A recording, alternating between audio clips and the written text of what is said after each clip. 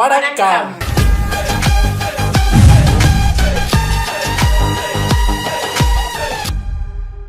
Sivan story is narrated by mister Tamizhan. Episode 60 and 61 தான் இன்னைக்கு பார்க்க போகிறோம்.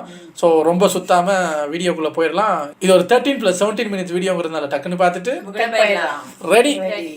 போன பாட்டுல நம்ம அசுர குருதேவர் சஞ்சீவினி மந்திரத்தை தாரகாசுரனுக்காக அவன் பண்ற முட்டாள்தனமான காரியத்துக்காக பயன்படுத்த மாட்டேன், என் சஞ்சீவினி மந்திரம் உன் முட்டாள்தனமான காரியத்திற்கு துணை நிற்காது அப்படிங்கிற மாதிரி சொல்லிட்டாரு. அதை கேட்கிற தாரகாசுரனோ கோவப்பட்டு, இப்ப நான் உங்களை ஒருவேளை கோவத்துல கொன்னுட்டேன்னா அந்த சஞ்சீவினி மந்திரம் உங்களை காப்பாத்துமா அப்படின்னு கேக்குறேன். இதையெல்லாம் கேட்கிற நம்ம அசுர குருதேவரோ தாரகாசுரா அப்படின்னு கத்துறாரு. மறந்துடாத, நான் உன்னோட குரு அப்படிங்கிறாரு. நீ என்னை விட அதிகமா நிறைய விஷயங்களை தெரிஞ்சிருக்கலாம், என்னை விட பலசலையாவும் இருக்கலாம், நீ எவ்வளவு பெரிய உயரத்துக்கும் போயிருக்கலாம், இருந்தாலும் கடைசி வரை நீ என்னோட சிஷ்யன் தான் அப்படிங்கறத மறந்துடாத அப்படின்னு சொல்றாரு. நீ என்ன பெரிய இவன் நினைச்சு பேசிட்டு இருக்கியா, நீ என்னோட கால் தூசுக்கு சமண்டா அப்படின்னு சொல்றாரு. என்னையே மரியாதை குறைவா பேசி அவமானப்படுத்துறியா அப்படின்னு கேக்குறாரு. இவனோ வாயா வா அப்படின்னு வாளா ஓங்குற. சும்மா இருப்பாரா இந்த அசுர குருதேவர்?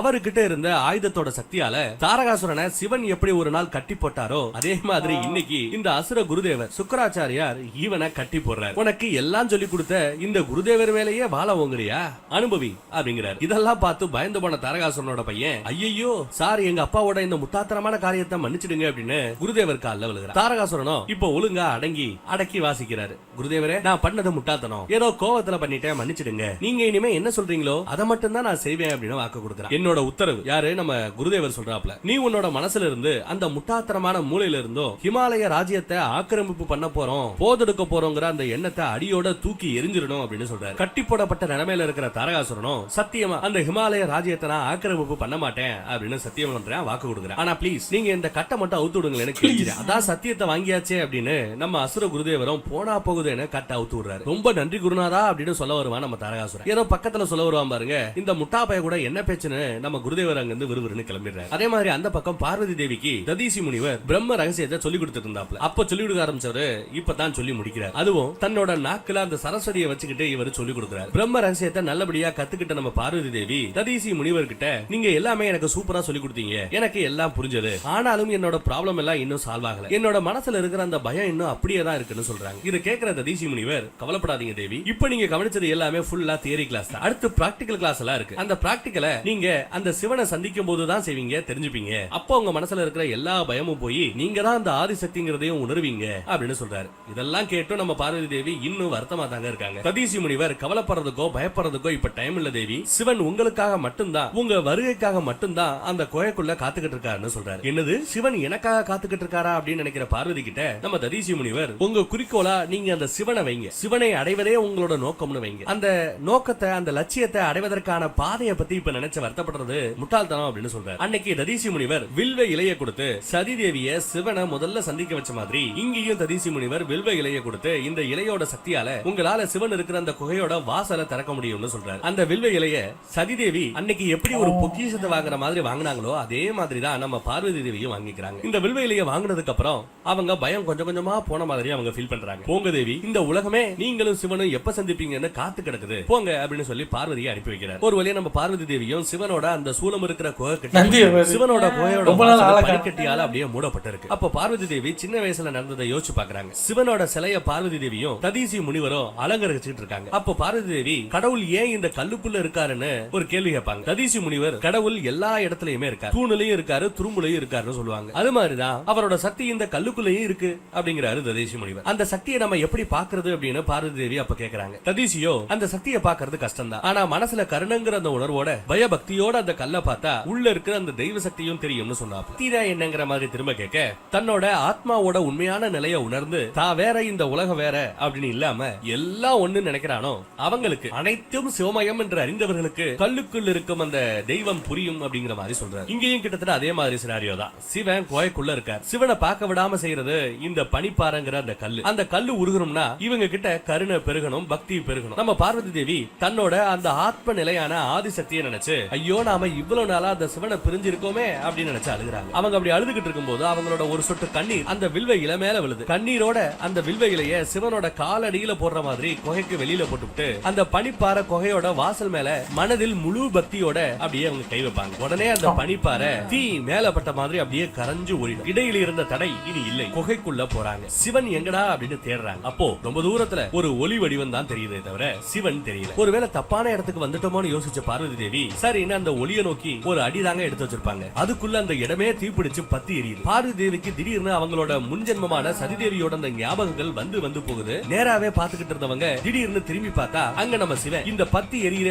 அந்த தீக்கு நடுவுல உட்கார்ந்து தவம் பண்ணிக்கிட்டு இருக்காரு. அதுதான் சிவனை பார்த்துட்டோமே அப்படின்னு நினைச்சவங்க தீய கவனிக்காம சிவன் கிட்ட போகலாம்னு முயற்சி பண்றாங்க. பட் அவங்களால போக முடியல. தீ அவங்கள போக விட மாட்டேங்குது. இப்பதான் நம்ம ததீசி முனிவர் இவங்களுக்கு சொல்லி கொடுத்த அந்த தியரி கிளாஸ் அதை முடிஞ்சாச்சு. இப்ப பிராக்டிகல் கிளாஸுக்கு போக போறோம் அப்படிங்கறத அவங்க புரிஞ்சுக்கிறாங்க. அவர் சொல்லி கொடுத்த அந்த தியரி கிளாஸும் ஒர்க் அவுட் ஆகுது. பார்வதி தேவி தான் கத்துக்கிட்ட எல்லா வித்தையும் களத்துல இறக்குறாங்க. இப்போ இவங்க இருக்கிற இந்த நிலைமை, இந்த சூழலை ஒரு கேமோட நாம ஒப்பிடலாம். ஒரு பஞ்ச கோஷத்துல இருந்து இவங்க வெளியில வரணும். அப்படி வந்தாதான் சிவனை இவங்க ரீச் பண்ண முடியும். ஒரு பூல இருக்கிற 5 இதழ்கள் மாதிரி தான் இந்த பஞ்சகோஷங்கிறது. அந்த இதழ்கள் பூ மலர்ந்து அப்படியே விரியும் பாத்தீங்களா? அப்படி விரியும் போது அந்த இதழோட நீளம் அது எவ்வளவு தூரம் நீளுதோ அவ்வளவு தூரம் வேகத்தோட அந்த பூவோட மனம் வீசுமா. அதே மாதிரிதான் மனித உடல். இந்த 5 கோஷத்துல இருந்து வெளியில வந்தா ஆத்ம சக்தி வெளிப்படுமா. நம்ம பார்வதி தேவி ஒரு கேம்ல இருக்கிற ஒரு 5 லெவல் மாதிரி அந்த 5 கோஷத்துல இருந்து முக்தி பெறணும். ஃபர்ஸ்ட் தீயில பாகுபட்ட அன்னமயா கோஷத்துல இருந்து வெளியில வராங்க. ரெண்டாவதா காத்து கோஷத்துல இருந்து இவங்க இப்ப வெளியில வர முயற்சி பண்றாங்க. காத்து கோஷத்துல இருந்து வெளியில வந்தா மனிதர்களுக்குள்ள இருக்கக்கூடிய அகங்காரம் போயிடுமா. அதுல இருந்து இவங்க வெளியில வராங்க. இப்படி இவங்க ஒவ்வொரு கோஷத்துல இருந்து வெளியில வரும்போது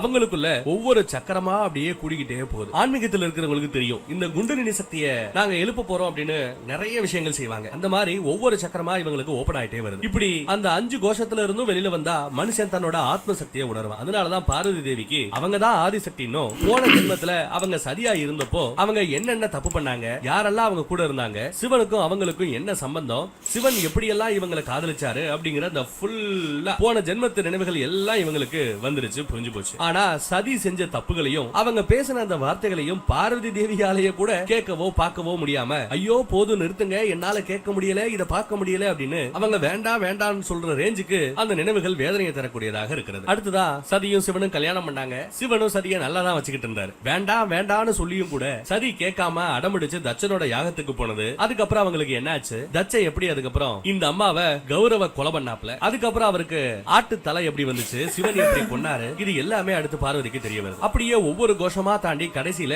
ஆனந்தமய கோஷத்துல சிவனும் சதியும் எப்படி சந்தோஷமா இருந்தாங்களோ அந்த ஆனந்தமான தருணங்களை மட்டுமே அவங்க நினைச்சு பாக்குறாங்க. முதன்முறையா சதி சிவனை தொட்டது, அவங்க 2 பேரும் சேர்ந்தது, இது எல்லாம் அவங்களுக்கு தெரிய வருது. ஒரு வழியா அந்த கேம்ல 5 லெவலையும் முடிச்ச மாதிரி பார்வதிக்குள்ள அந்த 5 சக்கரமும் போய் ஐக்கியமாயிருச்சு. அவங்க அந்த 5 கோஷத்துல இருந்து முக்தி அடைஞ்சிட்டாங்க. முக்தி அடைஞ்ச பார்வதி திரும்பி அதே கோகைக்கு வந்திருக்காங்க. வந்தவங்களால இப்ப சிவனை நோக்கி எந்த தடையும் இல்லாம நடக்க முடியுது. அதுலயே அவ்வளவு சந்தோஷம் பார்வதி முகத்துல. இத்தனை நாளா தவம் பண்ணிக்கிட்டு இருந்து, இத்தனை நாளா காத்து கிடந்திருந்து, இன்னைக்கு நம்ம சிவனை பார்த்த அந்த சந்தோஷத்துல ஆனந்த கண்ணீரே வந்துருது. அழுதுகிட்டே ஓடி போய் சிவனோட காலை பிடிச்சிடறாங்க. எப்படியோ ஃபைனலா சிவனோட கால் அடியில வந்துட்டோமே அப்படின்னு ஆனந்த கண்ணீர் வடிக்கிறாங்க. அப்போ தவத்துல இருக்கிற நம்ம சிவனை பார்த்து அவங்க, நீங்க எனக்காக போன ஜென்மத்துல இவ்வளவு கஷ்டப்பட்டு இருக்கீங்களா, நான் உங்களோட இந்த பவித்திரமான அந்த காதலை புரிஞ்சுக்காம அப்பா பாசத்துல உங்ககிட்ட என்னென்னமோ பேசியிருக்கிறேன் அப்படின்னு சொல்லி பேசுறதெல்லாம் நினைச்சு வருத்தப்பட்டு அழுகுறாங்க. நான் பண்ண தப்புக்கு நான் தீயில எரிஞ்சு கருகி போனது சரிதான், எனக்கு அந்த மாதிரி தான் தண்டனை கிடைச்சிருக்கணும், அதுதான் கிடைச்சது. ஆனா எந்த தப்புமே பண்ணாத நீங்க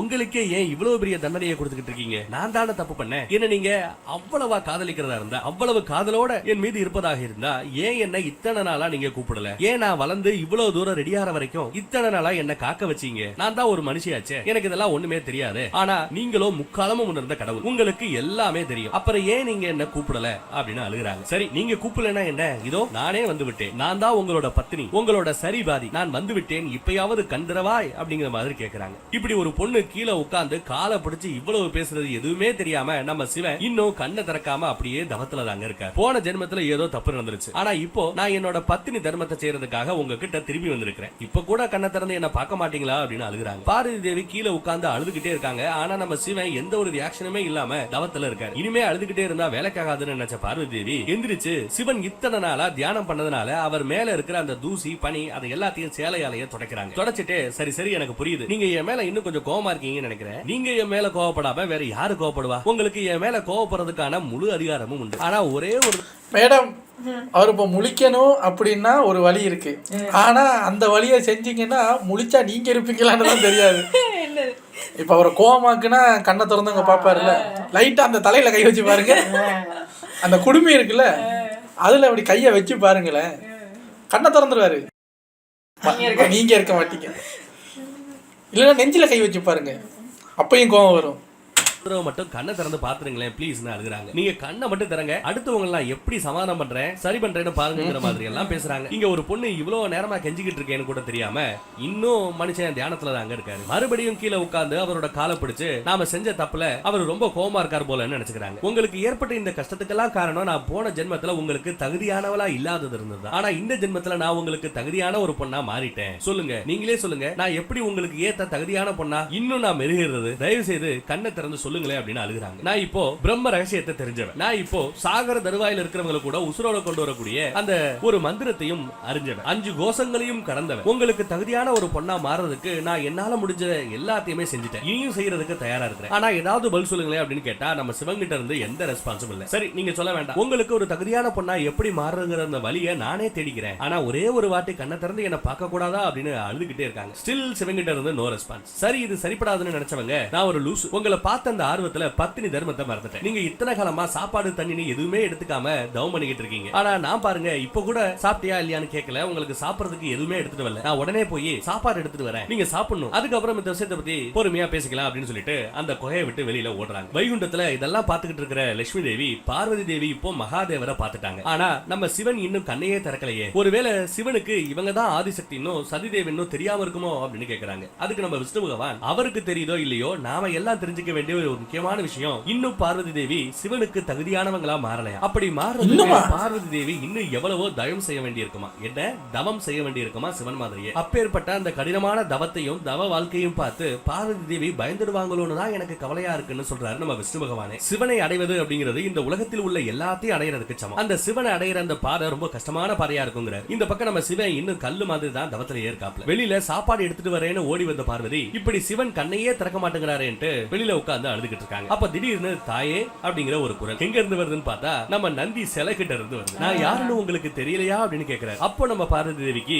நந்தியா சதி தேவிக்கு எவ்வளவு ஹெல்ப் பண்ணாரு அந்த எல்லா நினைவுகளும் அவங்களுக்கு ஞாபகம் வருது. உடனே இவங்க அந்த நந்தி சிலை கிட்ட ஓடி போய் உன்னை போய் நான் எப்படி மறப்பேன் நந்தி, நீ யாருன்னு எனக்கு தெரியாம இருக்குமா அப்படின்னு அழுகுறாங்க. நீதான் என்னோட காதல என் சிவனோடு சேர்த்து வச்சவனாச்சே அப்படிங்கிறாங்க, என் காதலுக்காக போராடுனவனாச்சே அப்படிங்கிறாங்க, எனக்குன்னு இருக்கிற புகுந்த வீட்டு உறவே நீதானப்பா அப்படின்றாங்க. என்னால அந்த கைலாயத்தையே சிவன் இப்போ தியாகம் பண்ணிட்டார், இப்ப நான் எவ்வளவு சொல்லியும் அவர் கண் திறக்க மாட்டேங்கிறார், நீ வேற இப்படி சிலையா மாறிட்ட, இனிமே எனக்கு உதவி செய்ய யாரு இருக்கா அப்படின்னு சொல்லி அழுகுறாங்க. அப்போ நம்ம சந்திரனோட பொண்டாட்டி ரேவதி அங்க வந்து நின்னு பார்வதி அப்படின்னு கூப்பிட்டு யாருன்னு தெரியுதான்னு கேக்குறாங்க. இவங்க நல்லா யோசிச்சு பார்த்துட்டு அக்கா அக்கா அப்படின்னு ஓடி போய் அவங்களை கட்டி பிடிச்சுக்கிறாங்க. என்னடா இவ்வளவு நேரம் பொண்ண காணமேனு மீனாதேவி ஒரு பெரிய பஞ்சாயத்தை கூட்டி இருப்பாங்களே, ஆள காணமே அப்படின்னு பார்த்தா கரெக்டா மீனாதேவி பர்வதராஜன் கிட்ட நம்ம பொண்ணை எங்க அனுப்புனீங்க, ஆமா யாருக்காக அவ சாப்பாடு செஞ்சுக்கிட்டு இருக்கா, எங்க அந்த சாப்பாடு எடுத்துட்டு போறா, என்ன நடக்குது, என்கிட்ட இருந்து ஏதோ நீங்க மறக்கிறீங்க அப்படின்னு கேட்க ஆரம்பிச்சாங்க. பர்வதராஜன் கொஞ்சம் நம்பிக்கை வை மீனா, நம்ம பொண்ணு என்ன பண்ணாலும் சரியா பண்ணுவா அப்படின்னு நம்ம பொண்ணு மேல நீ கொஞ்சம் நம்பிக்கை வை அப்படின்னு சொல்றாரு. அதெல்லாம் சரிதான், என் பொண்ணு மேல எனக்கு நம்பிக்கை இருக்கு, ஆனா நீங்க என்ன பண்ணிட்டு இருக்கீங்கன்னு தெரிஞ்சுக்கணும்னு நினைக்கிறாங்க, நீங்க சொல்லுங்க அப்படின்னு மறுபடியும் கேட்க இவரு மீனாவதி இப்போ நீ உண்மையை ஏத்துக்கக்கூடிய அந்த நிலைமையில நீ இல்ல, சரியான நேரம் வரும்போது நானே சொல்றேன் அப்படின்னு சொல்லிட்டு பர்வதராஜன் அங்க இருந்து போயிடுறாரு. இந்த பக்கம் அந்த குகைக்கு வெளியே பார்வதி தேவி கிட்ட ரேவதி சிவனை நீ சந்திக்க போற இந்த நாளுக்காகத்தான் நான் வெயிட் பண்ணிக்கிட்டு இருந்தேன், பழைய கேரக்டர்ஸ் எல்லாம் பார்க்க நல்லா இருக்கேன்னு சொல்லி சதியோட ரத்தம் பட்ட அந்த ருத்ராட்ச கோட்டையை கொடுக்குறாங்க. ஞாபகம் இருக்கா? இதை மட்டும் மகாதேவர் பார்த்துட்டா அவர் கண்டிப்பா தவத்துல இருந்து வெளியில வந்துருவாரு, இத பார்த்தாலே சிவன் புரிஞ்சுப்பாரு நீதான் சதியோட மறுபிறவின்னு அப்படிங்கிற மாதிரி எல்லாம் எடுத்து சொல்றாங்க ரேவதி. இன்னும் சொல்றாங்க இந்த ரத்தம் படிஞ்ச ருத்ராட்ச கோட்டை தான் உன் காதலோட சின்னம் அப்படிங்கிறாங்க, இதை எடுத்துட்டு போக முயற்சி செய்யுறாங்க. இப்படி இவங்க பேசிக்கிட்டு இருக்கும்போது நம்ம காசிப ரிஷியோட மனைவி சதியோட அக்கால ஒருத்தி அவங்க வீணையோட வந்து நிக்கிறாங்க. அப்ப நம்ம பார்வதி தேவி சதிக்கும் இந்த அக்காமார்களோட இருந்த அந்த அற்புதமான நினைவுகள் எல்லாத்தையும் நினைச்சு பாக்குறாங்க. உன் மனசுல இருக்கிறத வீணையோட இசை மூலமா வெளிப்படுத்து, வயசாகவே மாட்டேங்குது, கண்டிப்பா இந்த வீணையை இசைச்சா சிவன் கண் திறப்பார் அப்படின்னு சொல்றாங்க. ஒரு காலகட்டத்துல கவலையா இருக்கிற சிவனோட வாழ்க்கையில காதலையும் சுகத்தையும் உருவாக்குனது இந்த இசைதான் அப்படின்னு சொல்றாங்க. இன்னும் நம்ம சிவன் கண் திறக்காம இருக்கிறத பாக்குற இந்திரதேவர் அதுக்கப்புறமும் பொறுக்க முடியாம நான் கூப்பிட்டேன்னு சொல்லி காமதேவரையும் ரதியையும் கூப்பிடுங்கிறார். இதை கேட்கிற கங்காதேவி ஒரு மாதிரி சிரிப்போட அவங்களை கூப்பிட்டு என்ன பிரயோஜனம், ஒன்னும் நடக்க போறது இல்லைங்கிற மாதிரி அவங்க பேசுறாங்க. அதுக்கு நம்ம இந்திரதேவர் சிவனை தியானத்துல இருந்து எழுப்புறது பார்வதி தேவியோட பொறுப்பு மட்டும் கிடையாது, நம்ம எல்லாரோட பொறுப்பும் கூட. அந்த வேலையை தேவர்கள் எல்லாம் எல்லாரும் சேர்ந்து தான் செய்யணும்னு சொல்றாங்க. இப்ப நம்ம பார்வதி தேவி, ருத்ராஜம், வீணை, அந்த பக்கம் இந்திரர் அனுப்புற காமதேவர், ரதி அப்படின்னு இவங்க எல்லாரோட உதவியோட தவத்தில் இருக்கக்கூடிய அந்த சிவனை எழுப்ப போறாங்க. எழுப்ப முடியுமா? சிவன் எந்திரிச்சா என்ன ஆகும்? நாளைக்கு ஞாயிற்றுக்கிழமை, as usual ஞாயிற்றுக்கிழமை நம்ம லீவு, வீடியோஸ் எதுவும் வரதில்லை. திங்கக்கிழமை மீட் பண்ணுவோம். தேங்க்யூ. சிவன் இப்போ யோசிப்பாரு, ஏம்மா எழுப்புறது இருக்கட்டும்மா, கொஞ்ச நேரத்துக்கு முன்னாடி சோறு எடுத்து வர்றது போனியே, பசிக்குதுமா, வெறுங்க சோறு எடுத்துட்டு வந்து போயிட்டு ஒரு ருத்ராட்ச கொட்டையை தூக்கிட்டு வந்துருக்கேன், திங்கவா முடியும், போமா போய் சப்பாத்தி சுட்டு நல்ல ஒரு சுண்டல் கறி ஒன்று வச்சு சப்பாத்தி, அட்லீஸ்ட் அந்த சாப்பாட்டோட மனம் பட்டாலாவது ரொம்ப நாளாக நாக்கு செத்து போயிருக்கவர் எந்திரிப்பாரு. இப்படி ஏமாத்துனீங்கன்னா எப்படி அவருக்கு அப்புறம் நம்பிக்கை வேறு? எடுத்து வர்றேன்னு போனீங்க, ஆசையை காட்டிட்டு போனது நீங்கள், போயிட்டு ஒரு ஒரு ஒரு வீணையை ஒரு ருத்ராட்ச கொட்டையை எடுத்து வந்தால் பசி போயிடுமா? அதான் என்னம்மா நீங்க தண்ணி தரலையன்னே கடுப்பாகிறாங்க. இவர் அவ்வளவு சிவன், அவர் இத்தனை கோடி வருஷமா சாப்பிடாம இருக்காரு, சாப்பாடு எடுத்து வர்றேன் அப்படின்ட்டு போயிட்டு வெறும் ருத்ராட்ச கொட்டையும் வீணையை தூக்கிட்டு வந்தீங்கன்னா சரி வாங்க நம்ம 61 அதை பார்க்கலாம். ரெடி? போன பாட்டுல பார்வதி தேவி சிவனை பார்த்துட்டாங்க. ஆனா பார்வதி தேவி எவ்வளவு தூரம் கெஞ்சியும் சிவன் அவரோட அந்த வைராக்கியமான தவத்துல இருந்து எந்திரிக்கவே இல்லை. அதனால பார்வதிக்கு உதவி பண்றதுக்காக அவங்க அக்காமார்களான ரேவதி அப்புறம் காசுபரிசியோட கொண்டாட்டி அவங்க சில விஷயங்களையும் பொருட்களையும் பார்வதி கிட்ட வந்து கொடுக்குறாங்க. ரேவதி தேவி சதியோட அந்த ரத்தம் படிஞ்ச ருத்ராட்சத்தை கொடுக்குறாங்க. காசிப முனியோட ஒய்ஃபோ சிவன் வாசிச்ச அந்த வீணையையும் கொடுக்குறாங்க. எல்லாத்துக்கும் மேல இந்திரதேவர் காமதேவரையும் ரதியையும் கூட்டுறாங்க. ருத்ராட்சத்தையும் வீணையையும் வாங்கின பார்வதி தேவி கோயக்குள்ள போய் அந்த ருத்ராட்சத்தை சிவன் கிட்ட காட்டி, சிவனே நீங்க இந்த ருத்ராட்சத்தை பார்த்து அதுக்கப்புறம் வெகுண்டெழுந்து சத்தீசனோட நடக்க இருந்த என்னோட கல்யாணத்தை ஸ்டாப் பண்ணி என்ன நீங்களே கல்யாணம் பண்ணிக்கிறீங்கன்னு சத்தியம் பண்ணி கொடுத்தீங்க, அதெல்லாம் மறந்துட்டீங்களா? இப்ப அந்த சத்தியத்தை நிறைவேற்றுறதுக்காக நீங்க தவத்துல இருந்து வெளிவந்து உங்க கண்ணை திறந்து என்ன பார்க்கணும், இந்த ருத்ராட்சத்தை பார்க்கணும் அப்படின்னு கெஞ்சுறாங்க, சொல்றாங்க. ஆனா மகாதேவர் கண்ணை திறந்த பாடு இல்ல. சோ அத அவர் காலடியில வச்சுக்கிட்டு வீணை கிட்ட போறாங்க. அடுத்து அங்க போனவங்க, மகாதேவரே இந்த வீணை உங்களுக்கு ஞாபகம் இருக்கா? இதை நீங்க இசைக்கும் போது எல்லா நாளும் நீங்க இசைக்கிற ஒவ்வொரு நொடியும் சுத்தி என்ன நடக்குதுன்னே தெரியாம உங்ககிட்ட ஓடோடி வருவேன். அதே மாதிரி இன்னைக்கு நான் இந்த வீணையை மீட்டுவேனா நீங்க உங்களோட இந்த தவ கோலத்துல இருந்து வெளியில வரணும், வந்துதான் ஆகணும் அப்படின்னு சொல்லிட்டு கீழே உட்காந்து நடந்ததை எல்லாத்தையும் நினைச்சு பார்த்துட்டு அழுதுகிட்டே வீணையை இசைத்து கொண்டே இருக்கிறாங்க. ஒரு செகண்ட் கூட நிறுத்தாம தொடர்ந்து இசைச்சுக்கிட்டே இருக்காங்க. ஆனா சிவன் கண்ணை திறக்கவே மாட்டேங்கிறார். கடைசியில அந்த வீணையோட மென்மையான அந்த கயிறு அந்துதான் மிச்சம். அது அக்குற வரைக்கும் விடாம பாடி விடாம இசைச்சு கடைசியில இவங்க டயர்டாகி போனதுதான் மிச்சம். இப்படி முதல் 2 முயற்சியும் தோல்வியில முடிஞ்சிருச்சு. 3வது முயற்சியா களத்துல இறங்க போறது நம்ம காமதேவரோ ரதியும் தான். இந்திரன் காமதேவரை கூப்பிட்டு, காமதேவரே நீங்க தான் காதல், அழகு, சௌந்தரியம், காமம் இது எல்லாத்துக்குமே தேவர். நீங்களும் ரதி தேவியும் நிறைய தடவை எனக்காக ஞானிகள் முனிவர்களோட தவத்தை கலைச்சிருக்கீங்க, அவங்க தவத்தை உடைச்சிருக்கீங்க, கஷ்டமான வேலையை உங்களுக்கு நான் கொடுக்க போறேன்னு சொல்றாரு. அதுக்கு நம்ம காமதேவர், நீங்க ஆளை மட்டும் காட்டுங்க, யாரோட தியானத்தை வேணாலும் தவத்தை வேணாலும் நாங்க கலைச்சு விடுறோம் அப்படின்னு சிரிச்சுக்கிட்டே கேட்கிறாப்ல. அதுக்கு நம்ம இந்திரதேவர் சிவபெருமானோட தவத்தை தான் நீங்க கலைக்கணும்னு சொன்னதோ கேட்டு மிரண்டு போயிறாரு காமதேவர். பயந்து போறாப்ல. 2 பேரும் முறைச்சி ஒரு மாதிரி பயந்து போய் காமதேவர் ரதியை பாக்குறார், ரதி காமதேவரை பாக்குறாங்க. அடுத்து நம்ம இந்திரன் சொல்றாப்ல, நீங்க சிவனோட அந்த தியானத்தை கலைச்சு வைராக்கியம் நிறைஞ்சிருக்கிற அவரோட மனசுல காதலையும் காமத்தையும் விதைக்கணும். அதுவும் இன்னைக்கே பண்ணணும். ஏன்னா இன்னைக்கு தான் பார்வதி தேவி அவங்க பத்தினி தர்மத்தை கடைபிடிச்சு குகைக்குள்ள சிவன் கூட இருக்கிறாங்கன்னு சொல்றாரு. இது கேட்கிற காமதேவர், ஓ என்னையா சொல்ற, நாங்க என்ன ட்ரை பண்ணாலும் நீ சொல்ற மாதிரி நடக்க போறது அப்படிங்கிறது வாய்ப்பே இல்லாத விஷயம், நீ எதிர்பார்க்கிற மாதிரி நடக்க போறது அப்படிங்கிறது வாய்ப்பே இல்லாத விஷயங்கிறார். அதுக்கு இந்திரர், அதெல்லாம் பரவாயில்ல, முயற்சி பண்ணாமலேயே எப்படி சான்ஸே இல்லைன்னு சொல்றீங்க, சரி ஒரு கால் அது முடிக்க முடியாத ஒரு காரியமா இருந்தாலும் பரவாயில்ல, நீங்க எனக்காக அதை முடிச்சு கொடுக்கணும் அப்படிங்கிறார். ஒரு கால் நம்ம சிவனோட அந்த தியானம் உடைக்கப்பட்டு தவம் கலைக்கப்பட்டு அவரோட மனசுல காதலும் காமமும் விதைக்கப்படாம அவர் முடிச்சாருன்னா அது பிரயோஜனமே இல்லை. சிவனுக்கும் பார்வதிக்கு அதுக்கப்புறம் கல்யாணம் நடக்காது, அவங்களுக்கு அடுத்து குழந்தை பிறக்காது. நாம கடைசி வரைக்கும் இந்த தாரகாசுரனோட தொல்லையை சகிச்சுக்கிட்டே தான் வாழ வேண்டியிருக்கும் அப்படின்னு வருத்தத்தோட சொல்றாரு. சோ ஒழுங்கா போய் சிவனோட அந்த தவத்தை உடைச்சு அவர் மனசுல காதலையும் காமத்தையும் விதைச்சு வைராகியத்தை அவர் மனசுல இருந்து எடுத்துருங்க, அதுக்கான வழி என்னன்னு பாருங்கன்னு சொல்றாரு. காமதேவரோ சிவனோட அந்த தவத்தை உடைச்சா என்ன ஆகும்னு புரிஞ்சவர், எனக்கு கொஞ்சம் டைம் கொடுங்க நான் யோசிச்சு சொல்றேன்னு சொல்றாரு. அதை கேட்கிற இந்திரதேவரோ, டைம் எல்லாம் கொடுத்தா இவன் போக மாட்டான்னு நினைச்சவரு, டைம் எல்லாம் இல்ல கொடுக்கலாம் முடியாது, ஒழுங்கா போய் ஆகிற வேலையை பாரு அப்படின்னு காமதேவர் கிட்ட கொஞ்சம் கட்டா சொல்லி அனுப்பி விட்டுறாப்ல. அடுத்த சீன்ல பார்த்தா நம்ம பார்வதி தேவி இப்படி ருத்ராட்சத்தை கொடுத்தும் வீணையை வாசிச்சும் சிவனை அவரோட தவத்துல இருந்து வெளியில கொண்டு வர முடியல, எந்திரிக்க வைக்க முடியல. அதை நினைச்சு அழுதுகிட்டே கோக்குள்ள இருந்து அவங்க வெளியில வராங்க. அப்ப காசிபரினோட பொண்டாட்டி ரேவதி தேவி அவங்க 2 பேரும் அங்க வந்துடுறாங்க. நீ அழுகிறத பார்த்தாலே தெரியுது இன்னும் அந்த சிவன் தியானத்துல இருந்து எந்திரிக்கலன்னு, நாங்க கொடுத்த எதுவுமே ஒர்க் அவுட் ஆகலைங்கிறதையும் சோத்த கொடுங்க மேடம். அப்போ நம்ம பார்வதி தேவி என்னால இந்த துக்கத்தை இனிமேலையும் தாங்க முடியல அப்படின்னு சொல்லி அழுதாங்க. அங்க நம்ம ரேவதி அக்கா சொல்றாங்க, உன்னோட துக்கத்தை இந்த மாதிரி கண்ணீரா வெளியில விடாத, வேஸ்ட் பண்ணாத. ஏன்னா உன்னோட இந்த துக்கம் துயரம் இதுதான் உன்னோட பெரிய ஆயுதம். அப்படியே அந்த துக்கத்தை மனசுல வச்சுட்டு முழுசா முயற்சி செய்யணும். மறந்துடாத, நீ ஒரு பொண்ணு நினைச்சா முயற்சி பண்ணா அவளால முடியாத காரியம்னு ஒண்ணு கிடையாதுன்னு சொல்றாரு. அப்புறம் நீ என்ன இவ்வளவு கம்மியா அலங்காரம் செஞ்சிருக்க, ஒழுங்கா முழுசா அலங்காரம் பண்ணிட்டு நீ சிவன் முன்னாடி போய் நிக்கணும். அப்படி நின்னா அந்த சிவன் போன ஜென்மத்துல உன்னை கல்யாணம் பண்ணும்போது செஞ்சு கொடுத்த அந்த 7 சத்தியத்தையும் நிறைவேற்ற கண்டிப்பா தியானத்துல இருந்து அவர் முழிச்சே ஆகணும்ன்ற மாதிரி சொல்றாங்க. அடுத்து அவங்க சொன்ன மாதிரியே பார்வதியை அழகா நிறைய நகைகளை போட்டு அலங்காரம் செய்யறாங்க. அக்கா மாருக அழுதுகிட்டே இருக்கிறத பார்த்துட்டு இப்போ பார்வதி கேக்குறாங்க, நீங்க எதுக்கு அழுகுறீங்கன்னு கேக்குறாங்க. இல்லமா இதே மாதிரி தான் உன்னோட கல்யாணத்துக்காக சதிதேவியா நீ பிறக்கச்ச அலங்கரிச்சோம். ஆனா எல்லாமே வீணா போய் ஏதேதோ நடந்து போச்சு. சரி பரவாயில்ல, ஆனா இனிமே உன்னோட இந்த அலங்கார ரூபம் எப்பவுமே நிலைச்சு நிக்கணும் அப்படின்னு வாழ்த்துறாங்க. நீங்க கவலைப்படாதீங்கக்கா, போன டைம் நடந்த மாதிரி எதுவுமே நடக்காது. நான் இந்த டைம் அந்த சிவனை தான் சதா காலத்துக்கும் அடைஞ்சிருவேன்னு நான் பிறந்ததுல இருந்து இப்போ வரைக்கும் நினைச்சுக்கிட்டே இருக்கேன் அப்படிங்கிற மாதிரி சொல்ல, அப்போ அவங்க அக்கா நாங்க எல்லாரும் கூட இருக்கோம், நீ நினைக்கிறத இந்த டைம் நிச்சயம் அடைஞ்சிருவேன்னு சொல்லி பார்வதி தேவியா கோயக்குள்ள அனுப்பி வைக்கிறாங்க. தேவலோகத்துல இருந்து பாக்குற லட்சுமியும் சரஸ்வதியும் பார்வதி தேவி ரொம்ப அழகா இருக்காங்கன்னு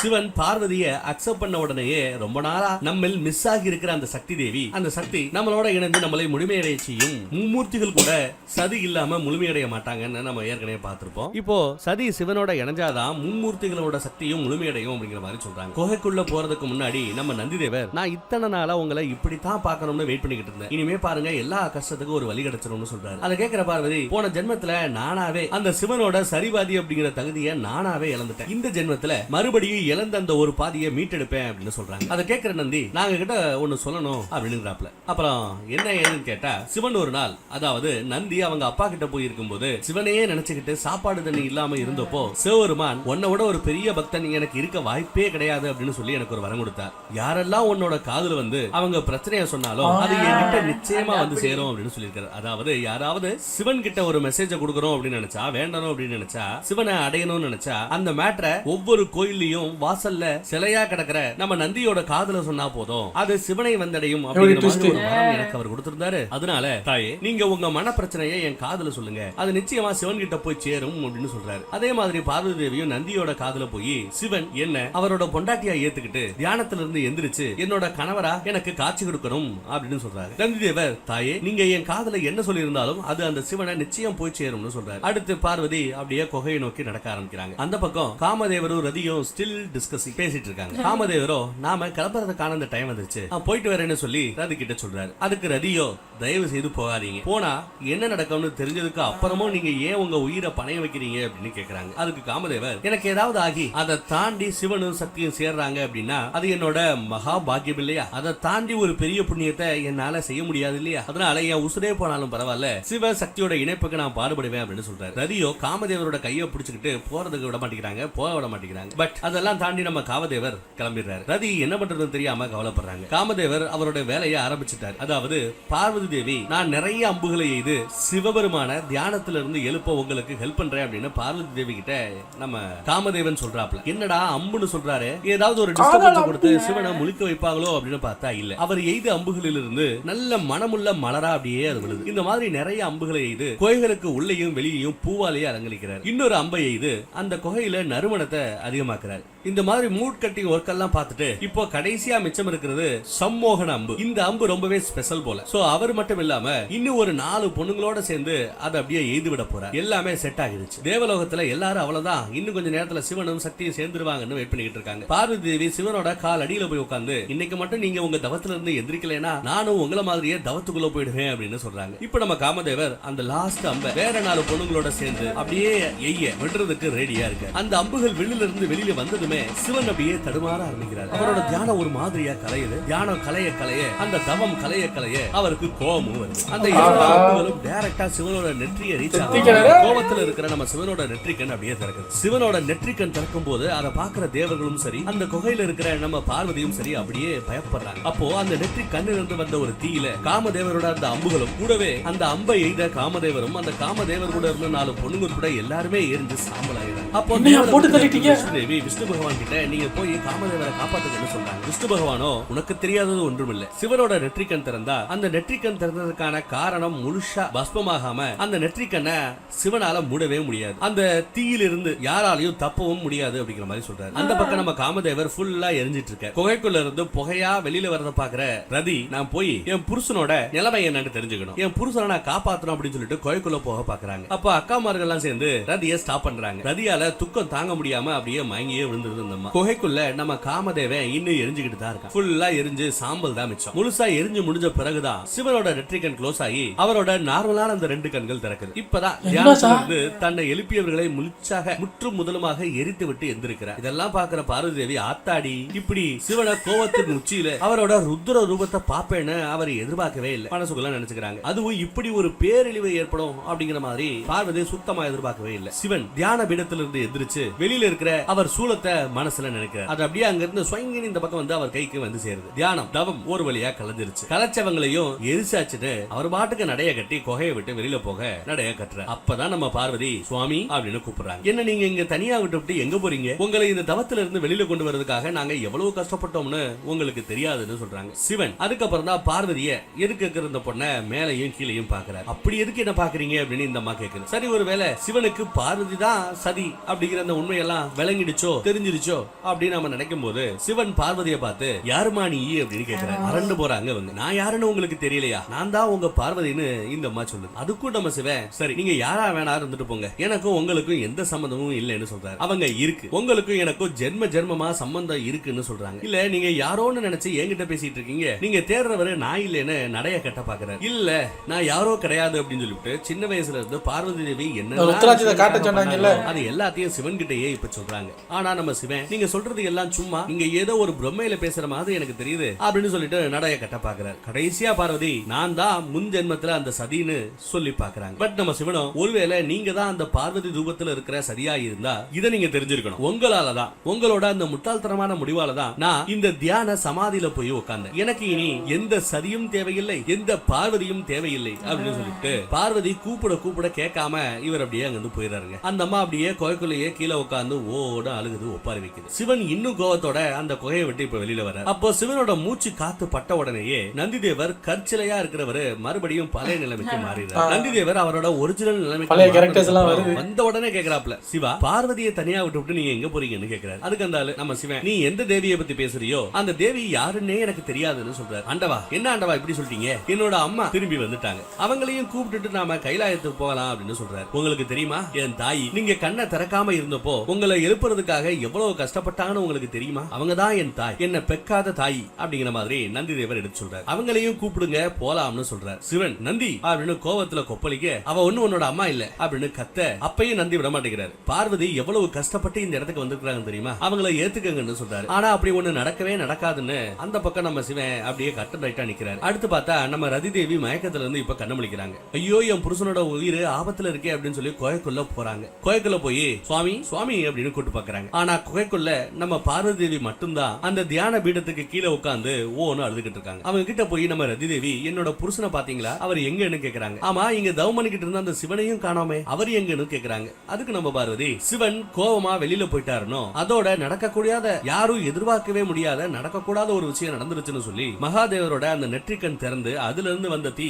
காமதேவரை எரிச்சிருச்சுன்னு சொல்றாங்க. ரதியோ இல்ல இல்ல அப்படின்னு கதறிக்கிட்டே சாம்பல் கிட்ட போய் அழுகுறாங்க. ரொம்ப வருஷம் கழிச்சு குகையில இருந்து இப்பதான் வெளியில வந்திருக்கிறாரு நம்ம சிவன். சோ எல்லா தேவர்களும் விஷ்ணு பிரம்மானும் கூட எல்லாரும் சிவனை பாக்குறதுக்காக இப்ப வந்திருக்காங்க. வந்தவங்க சிவனை பார்த்து, இத்தனை நாள் கழிச்சு உங்களை பார்த்ததுல ரொம்ப சந்தோஷம்னு சொல்றாங்க. நீங்க இல்லாம இத்தனை நாள் ரொம்பவே கஷ்டப்பட்டுட்டோம், இனிமேயாவது உங்க வைராகியத்தையும் கோவத்தையும் விட்டுருங்க அப்படின்னு சொல்றாரு நம்ம விஷ்ணு பகவான். கூட இருக்கிற தேவர்களும் சொல்றாங்க, உங்களை எழுப்ப வேண்டியது அவசியமா போச்சு, நீங்க ஒரு பயலை எரிச்சு கொன்னீங்களே அந்த காமதேவர் கூட சொல்லணும். என்ன முறைக்கிறீங்க? நீங்க கொடுத்த ஒரு வரத்தினாலதான் அங்க ஒரு அசுரன் ஆக்கிரமிச்சுட்டு இருக்கேன், அதை நீங்களே முடிச்சு வச்சுட்டு அப்புறம் எங்கேயாவது போங்க. என்ன சார் முறைக்கிறீங்க? அம்பு விட வந்தவரை 4 பொண்ணையும் சேர்த்து பஸ்பம் வாங்கி விட்டு யாரோ சம்மந்தம் இல்லாத மாதிரி போறீங்க. என்ன சார்? ஏன்னா யாரும் சாப்பாடு கொண்டு வரல. அதான் அவர் சொல்றாரு, எல்லாரும் கஷ்டப்பட்டான்னு பார்க்க வர்றீங்க, இத்தனை வருஷம் கழிச்சு வந்திருக்கிறேன்னு பார்க்க வர்றீங்க. அந்த அம்மா வந்து சோறு எடுத்துட்டு வர்றேன்னு போய் வருங்காட நீங்களும் வருங்காட வர்றீங்க அப்படின்னா கோவம் வருமா இல்லையா சார்? என்னோட பர்மிஷனோட தான் உங்களை எழுப்ப வந்தேன். இப்ப நடந்ததுக்கும் இதுக்கு முன்னாடி நடந்ததுக்கும் எல்லாத்துக்கும் சேர்த்து ஃபைனலா என்ன மன்னிச்சிரா நண்பா அப்படிங்கிற மாதிரி விஷ்ணு சிவனை பார்த்து கேக்குறாப்ல. உடனே சிவன், எந்த தப்புக்காக மன்னிப்பு கேக்குறீங்க? நீங்க ரொம்ப வருஷத்துக்கு முன்னாடி பண்ண அதே தப்ப இப்போ என்ன அந்த தியானத்துல இருந்து எழுப்பி திரும்ப செஞ்சிருக்கீங்க. அப்பயும் நான் இப்படித்தான், கல்யாண வாழ்க்கைக்கெல்லாம் நான் செட் ஆக மாட்டேன், நான் ஒரு தவம் பண்ற சன்னியாசின்னு சொன்னேன். இல்ல அப்படி இப்படி நீங்க ஏதோ சொல்லி என் மனசை மாத்தி சதிக்கு எனக்கும் கல்யாணம் பண்ணி வச்சீங்க. அதுக்கப்புறம் என்னாச்சுங்கிற மேட்டர் இல்லாம இந்த உலகமே பார்த்தாச்சு. இன்னைக்கு திரும்பி அதே தப்பு பண்றீங்கன்னு நல்லா திட்டுறாரு. இந்திரதேவரை பார்த்து, யோ இன்னைக்கு ஒன்னாலதாயா அந்த காமதேவன் எரிஞ்சு சாம்பலா போய் கிடக்கான். என்னோட தவத்தை காதலையும் காமத்தையும் வச்சு உடைக்கலாம்னு எப்படி நீ நினைக்கலாம்? அவ்வளவு வீக்கான ஆளாயானு அப்படின்னு கேட்கிறார். அதுக்கு இந்திரரோ, இல்ல ஆண்டவா அப்படி இல்ல, உங்க வைராக்கியத்தை யாராலையும் உடைக்க முடியாதுன்னு எங்களுக்கு தெரியும். ஆனா இந்த தாரகாசுரனோட தொல்லை தாங்க முடியாம தான் உங்களை எழுப்ப வேண்டியதா போச்சு அப்படின்னு சொல்றாரு. நீங்களும் பார்வதி தேவியும் சேர்ந்தாதான் தாரகாசுரனை அழிக்க முடியும்னு சொல்றாரு. அதை கேட்டு சிவன் ரொம்ப கோவப்பட்டு, இப்ப என்னடா இன்னொரு பொண்ணை பத்தி பேச ஆரம்பிச்சீங்க, யாரா பார்வதி அப்படின்னு கோவத்துல கத்துறாரு. அதுக்கு நம்ம விஷ்ணு ரொம்ப பொறுமையா, பார்வதி தான் உங்களோட மறுபாதி, நீங்க கல்யாணம் பண்ண சதியோட மறு பிறவிதான் அந்த பார்வதின்னு சொல்றாரு. நீங்க தான் அவங்களை ஏத்துக்கணும்னு சொல்றாரு. அதுக்கு நம்ம சிவன், எனக்கு எந்த பார்வதியும் தெரியாது, தெரியாத ஒருத்தவங்களை என்னால ஏத்துக்கவும் முடியாது, எப்பவுமே நான் பார்வதியை ஏத்துக்க மாட்டேன் அப்படின்னு எழுதி வச்சதை படிக்கிற மாதிரி கட்டுரைட்டா பேசிக்கிட்டு இருக்க. இதை கேட்கிற நந்தியோ, ஐயனே பார்வதி மாதா உங்க கூட சேர்ந்து அவங்க வாழ்க்கையை வாழ்றதுக்கு தான் இத்தனை வருஷமா இத்தனை நாளா நாங்களே காத்து கிடந்தோம், நாங்க எல்லாரும் காத்து கிடந்தோம், தயவு செய்து அந்த அம்மாவை ஏத்துக்கங்க அப்படின்னு இவரும் கெஞ்சி பாக்குறாரு. பட் சிவன், இங்க எந்த அம்மாவும் இல்ல அப்படின்னு கட்டன் ரைட்டா கத்துறாரு. இனிமே நான் ஒரு தியானம் செய்யற தவம் செய்யக்கூடிய ஒரு சன்னியாசி, காதல் அப்படிங்கிற அந்த மாய முதல்ல சுகத்தை கொடுத்தாலும் அதனால கடைசியில மிஞ்ச போறது என்னவோ வருத்தம் மட்டும்தான் அப்படின்னு சொல்றாரு. இதை கேட்கிற விஷ்ணு, அப்படி இல்ல, உலகத்தோட சமநிலைக்காவது நீங்களும் பார்வதியும் சேர்வது முக்கியம். தேவி பார்வதி வேற யாரும் இல்ல, அவங்க தான் சதி, சதியோட மறுபிறவி, எதுவுமே மாறல. சிவனே நீங்க என்ன சொன்னாலும் அதை கேட்டு மனுஷ தன்மையில இருந்து தன்னை மாத்துறதுக்காக அந்த பொண்ணு காத்துக்கிட்டு இருக்காங்கிற மாதிரி சொல்றாரு. அப்பயும் நம்ம சிவன் அடங்க மாட்டிக்கிறாப்ல. உண்மையிலேயே பார்வதி யாருங்கிற மேட்டர் எனக்கு தெரியாதுன்னு நினைக்கிறீங்களா அப்படின்னு கேக்குறாரு. அப்ப நம்ம மனுஷன் எல்லாம் தெரிஞ்சுக்கிட்டு தான் இத்தனை நேரமா தெரியாதுன்னு அங்க பார்வதி கிட்ட சொல்லிட்டு வந்திருக்காரு போல. எனக்கு பார்வதி தான் இதை எழுப்புறதுக்காக அந்த அம்மா எவ்வளவு கஷ்டப்பட்டுச்சுங்கிறதும் தெரியும். ஆனா சதிக்கு நடந்த மாதிரியே ஏதாவது பார்வதிக்கும் நடந்துருமோன்னு தான் நினைச்சு அவளை நான் ஏத்துக்காம இங்க ஓடி வந்ததை பத்தி எடுத்து சொல்றேன். அதுக்காகத்தான் சதியோட இடத்துல வேற எந்த பொண்ணையும் இனி ஏத்துக்க போறதும் இல்ல அப்படிங்கிற மாதிரியும் சொல்லி முடிக்கிறார். அப்ப நம்ம பிரம்மதேவர், ஆண்டவா நீங்க சுயமாவே ஒரு மகா யோகி, நீங்க அந்த பொண்ணுக்கு தீட்சை கொடுத்து உங்களுக்கு தகுதியானவளா அந்த பொண்ணை மாத்த முடியுமே அப்படின்னு கேட்கிறார். அதுக்கு நம்ம சிவன், யாருக்கும் தீட்சை கொடுக்க வேண்டிய தேவையில்லை, நான் ஒரு தவம் பண்ற சன்னியாசி முனிவர், அவ்வளவுதான், எனக்கு இந்த சங்கடமான வாழ்க்கை வேண்டாம் அப்படின்னு சொல்லிட்டு கிளம்பிடுறாரு. ஐயோ இவர் இன்னும் கொஞ்சம் விட்டா நம்மளையே விட்டுட்டு ஓடிப்படுவாரு, கிளம்பிடுவாரு அப்படின்னு நினைச்சு நம்ம நந்திதேவரும் சிவன் பின்னாடியே ஓடுறாரு. சிவன் அங்க இருந்து போனதுக்கு அப்புறம், என்னடா இவர் இப்படி சொல்லிட்டாப்லே, இப்படி சொல்லிட்டு போறாரு, இப்படி என்ன பண்றது அப்படிங்கிற மாதிரி அங்க இருக்கிறவங்க எல்லாம் பாக்குறாங்க. அப்ப நம்ம விஷ்ணு, ஒருவேளை நாம கொஞ்சம் சீக்கிரமாவே வந்துட்டோமோ, சீக்கிரமாவே சிவனை எழுப்பிட்டோமோ, இன்னும் சிவனோட மனநிலை சரியா இல்ல, சிவன் கண் திறந்தா அது பார்வதிக்கு ஒரு நல்ல நேரமா அமையும்னு நினைச்சோம், ஆனா அது இன்னும் வேதனையை கூட்டுற ஒரு விஷயமா மாறி போச்சு அப்படிங்கிற மாதிரி பேசிட்டு இருக்காங்க. கட் பண்ணா ஹிமாலய அரண்மனையில இன்னும் மீனாதேவி பர்வதராஜன் கிட்ட, என் பொண்ணு பார்வதி எங்க, பர்வதராஜன் முன்னாடி சொன்ன மாதிரியே டைம் வரும்போது கண்டிப்பா உனக்கு சொல்றேன்னு சொல்லி அங்க இருந்து கிளம்பிடுறாரு. இந்த பக்கம் ரதி தேவி காமதேவர் எரிஞ்சு போன அந்த சாம்பலை பார்த்து ஒப்பாரி வச்சுக்கிட்டு இருக்காங்க. அப்போ பார்வதி தேவி ரதி கிட்ட போய், தைரியமா இருங்க அக்கான்னு சொல்லுவாங்க. வரும் பாருங்க ரதிக்கு பயங்கர கோவம், சீ கையேடு, உண்மையை சொல்ல போனா என் புருஷனுக்கு இப்படி நடந்ததுக்கு காரணமே நீதான், நீ உனக்கு உன்னோட புருஷன் திரும்ப கிடைக்கணும்ன்றதுக்காக இப்படி என் புருஷனை பலியிட்டுட்டியே அப்படின்னு சொல்லி இந்திரர் மற்ற எல்லா தேவர்களோட வராரு. கோவத்துல இருக்கிற நம்ம ரதி அவங்களை பார்த்து, என்னோட புருஷன் தன்னோட அம்ப சிவன் மாதிரி ஒரு மகா யானி மேல எப்பவுமே பயன்படுத்த மாட்டார், நீங்க சொன்னீங்கிற ஒரே காரணத்துக்காகத்தான் அவர் அப்படி பண்ணார், இப்ப என் புருஷனோட நிலைமைய பாருங்க அப்படின்னு கோவத்துல கொப்பளிக்கிற ரதி இந்திர தேவருக்கே ஒரு சாபம் கொடுக்கறாங்க. எப்பவுமே உன்னோட இந்திர தேவர் அப்படிங்கிற அந்த பதவி நிலைத்தன்மை இல்லாம, நிலையானதா உனக்கே இல்லாம எப்பவுமே அது ஆட்டம் கொண்டே இருக்கட்டும், எப்படி எப்பவுமே இந்திர தேவன் அப்படிங்கிற அந்த பதவி ஆட்டம் கண்டு கொண்டே இருக்கட்டும்னு சொல்லி சபிச்சிடறாங்க. ஏன்னா இந்த பதவியை வச்சுதான் இந்த ஆளு உத்தரவு போட்டார், அதனால அந்த பதவியே நிலைத்தன்மை இல்லாமல் போகட்டும் அப்படின்னு சொல்லிடுறாங்க. அடுத்து பார்வதி தேவியை பார்த்து, இன்னைக்கு நடந்ததுக்கு நீயும் ஒரு காரணம், என்ன நீ இப்போ அம்மா ஆக விடாம பண்ணிட்ட, ஏன்னா என் புருஷனை கொன்னுட்ட, அதனால உனக்கு எப்பவுமே அம்மா அப்படிங்கிற அந்த பாக்கியம் கிடைக்கவே கிடைக்காது அப்படின்னு சொல்லி நீ ஒரு மலடாக கடவாய் அப்படின்னு சபிச்சிடறாங்க.